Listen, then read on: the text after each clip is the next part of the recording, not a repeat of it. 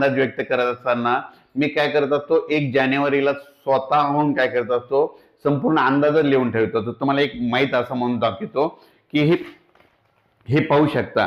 आता हे पाऊस कधी येणार आहे, ह्याच्यानंतर डायरेक्ट 10, 11, 12, 13, 14, 15च्या दरम्यान येणार आहे, हे पाहू शकता. त्याच्यानंतर कधी पाऊस सप्टेंबरमध्ये 25, 26, 27, 28 सप्टेंबरला येणार आहे. म्हणजे ह्या तारखा कोणतं उपग्रह 4 महिन्याचा 5 महिन्याचा अंदाज देत नसतं, पण हे स्वतःहून मला 4 दिवस लागतात. त्याच्यानंतर हे ऑक्टोबर महिन्यामध्ये काय होणार आहे, 11, 12, 13, 14च्या दरम्यान थोडा पाऊस येणार आहे आणि त्याच्यानंतर पाऊस लगेच निघून जायला तयार करणार आहे. आणि परत एक सांगू इच्छितो की याच्यामध्ये लगेच मग थंडी कधी येणार आहे, तर नोव्हेंबरमध्ये 2 नोव्हेंबरला सगळे महाराष्ट्रातले शेतकरी स्वेटर घातलेले दिसते, म्हणून हे थंडीचा देखील अंदाज लिहून ठेवलेला आहे. म्हणजे सांगायचं झालं तर म्हणजे हे शेतकऱ्यासाठी खास करून अंदाज हे काढलेलाच असतो, पण जास्त कोणाला दाखवत नाही. काय होतं, कोणाचा फायदा होतोय, काही जणांचं नुकसान होतं. त्याच्यामुळे हे जास्त लांब पल्ल्याचा अंदाज लोकांना सांगत नाही. जे मित्र आहेत त्यांना सांगत असतो.